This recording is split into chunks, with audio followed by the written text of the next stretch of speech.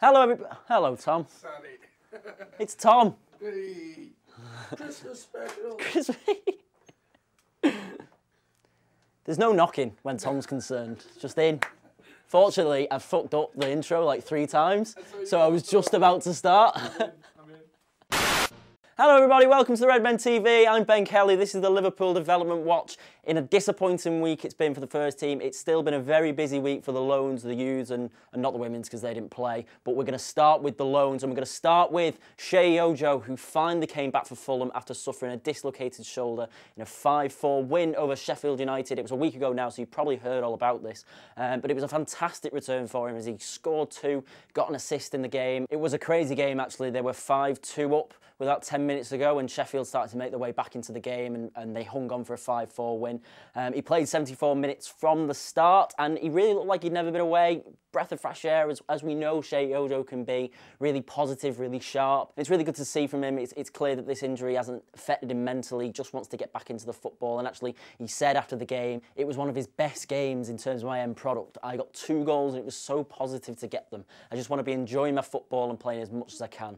I worked really hard to get fit and get back earlier, and now I'm just ready. And that's great to hear. Hopefully he kicks on and earns a recall to Liverpool at the end of the season, and he'll be flirting with first-team football under Jurgen Klopp next season. Don't forget, he's still only 20. There's still so much time for him to blossom and develop as a football player, which is exactly what we want to see. Moving on to Naby Keita, who's also had a great week. He scored for RB Leipzig twice, once in the Champions League versus Monaco, and once against Werder Bremen at home in a win against them on Saturday. In the Champions League, they're 3rd in the group at the moment, and they're kind of in a sticky situation when it comes to going through. Basically, they're relying on Monaco beating Porto in the final round of fixtures and themselves beating Besiktas in order to be able to go through to the round of 16. On a personal level, he's playing very well. He's getting good stats. He's getting good ratings on keepupwithwhoscored.com. That's what I'm looking at when I give you the stats and things like that. He's getting very good ratings on there. Obviously, I can't watch all the games of all the loan players in a week. I've just not got time. But he's playing very well. He's playing very positively, and I just can't wait for him to get into the Liverpool team. It's 217 days until he pulls on a red shirt, ladies and gentlemen. We're counting down, especially with some of the performances that Jordan Henderson's putting in at the moment. And you know me, I'm a Jordan Henderson fan, but at the moment, I'm kind of sad. Yeah.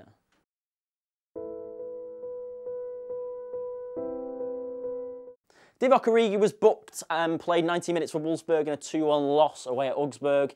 He played on the right-hand side again. I'm looking at whoscored.com. He played this formation that they had. They played a 4-2-3-1, and he played on the right-hand side of the 3, which I thought was a bit strange. Mario Gomez is their central striker, and he played up front for them. But I thought it was strange that he was out there on the right-hand side, and he didn't really have a great game. Maybe it was because of that. It's just not really a position that we've ever seen him in at Liverpool, and I don't think is what he naturally wants to do.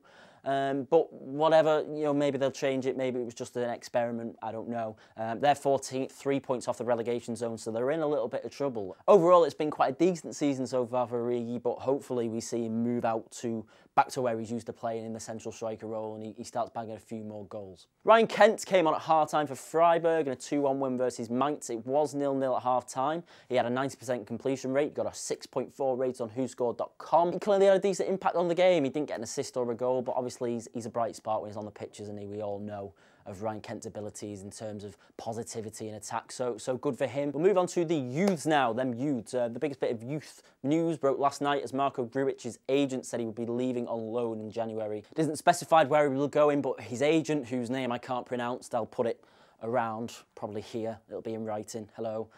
He's saying he needs to go somewhere he will play regularly, and it will be an English club, so as to not make the same mistake Lazar did. And of course there he's referring to Lazar Markovic, who is still a Liverpool player, don't forget, but has had unsuccessful loans at Fenerbahce and Sporting Lisbon abroad, and a slightly more successful one at Hull, but still didn't set the world alight there, and he's kind of lost a lot of time, really, in terms of furthering his career, and to be honest, I think Lazar Markovic will be on his way out in the summer. But the story isn't about Lazar Markovic, it's about Marko Grujic, and what do I think on this story? Well, I think it's a disappointment. I really do, because we're lacking in midfield at the moment. We've recorded the final word previously, and we've talked about Jordan Henderson. And in a world where our midfield isn't really setting the world alight and isn't really, you know, getting all the plaudits that that they should be getting purely because they're not performing to the highest ability. Marko Grujic is the perfect type of player, you know, the young, hungry player who can come in and he'll want to make an impression. And I think he'll be disappointed with the decision that he's having to take himself to put himself out on loan, sort of put him on the map a little bit.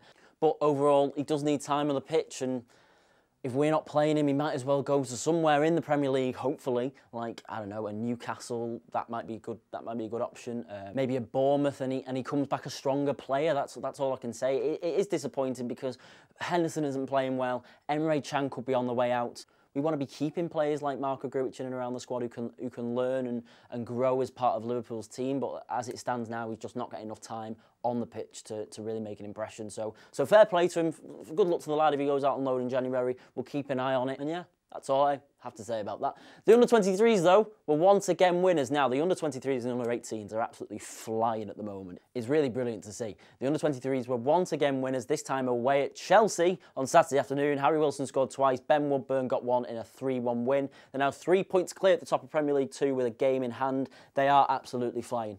Good for them. Obviously, they could do what the first team couldn't on Saturday. They put away Chelsea. Harry Wilson with another 2 goals. That boy, he's so good. He is so good. And so are Steven Gerrard's under-18s who won 2-1 against Sunderland as the man in form, Curtis Jones. We had him under the microscope on this show a few weeks back, and he's not let me down. It was a brilliant contest, the game overall. To be honest, Sunderland were very lucky not to come away with something. They had 2 really good chances in the first half. One of them, they hit the bar from a corner. Both teams had chances, though. Glenn McCauley, in the end, puts them ahead in the second half before Sunderland's Lee Connolly, not long after, puts it level. Jones eventually then won it late. That's what good teams do. I think Manchester City are up and in and around the top as well, but that's where the Reds want to be. Good teams win games late on, maybe win ugly, and I think that's exactly what the under-18s did on Saturday. They were much improved second half. It was Friday. They were much improved second half.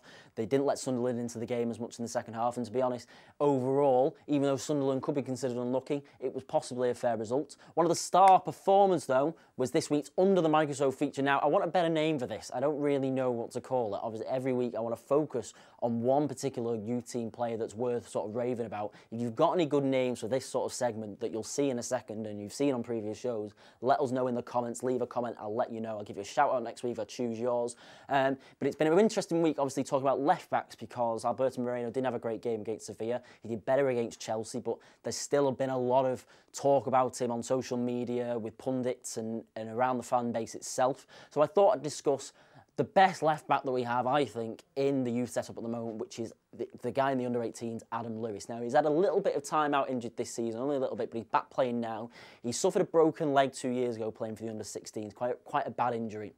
And he was out for a long time, but he is superb. Steven Gerrard absolutely loves him. The distribution of the ball is fantastic. His crossing is second to none. So far, he's made 11 appearances this season. He's scored 2 goals and he's got 5 assists, which tells you all you need to know, really. He's played a total of 990 minutes playing time, and that's a really good return, particularly for a left-back. He can also play left midfield if he's asked to, and he creates so many chances, even in the Sunderland game alone on Friday night. So many balls were being put into the box where they could have easily become goals. And that's, you know, as much as he's good at defending, that really is something you want to see. And a lot of people say, oh, Moreno's good at going forward. Now, this is different. This is on another level. This guy is so good at putting the ball into the box, putting it into danger areas. And it's quite similar to how Robertson does it. Obviously, we've not seen Andy Robertson for periods this season where a lot of fans would have liked to have seen him more. But, you know, in the games against Palace and he played against Leicester in the Cup, his sort of front post ball is so good. And that's what you have with Adam Lewis as well.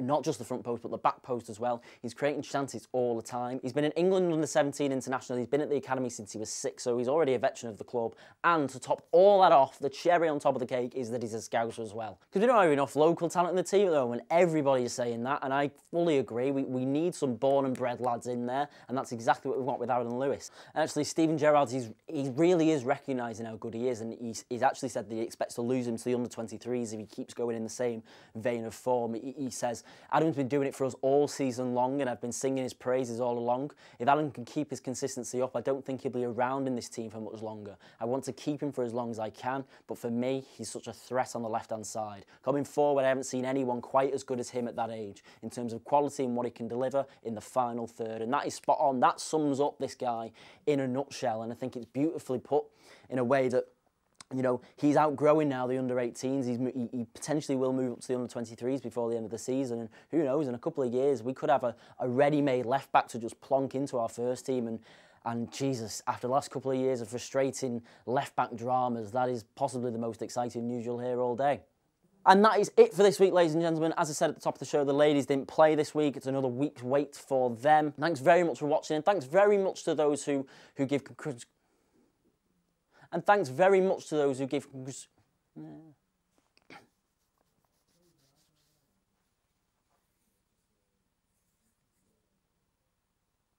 And thanks very much to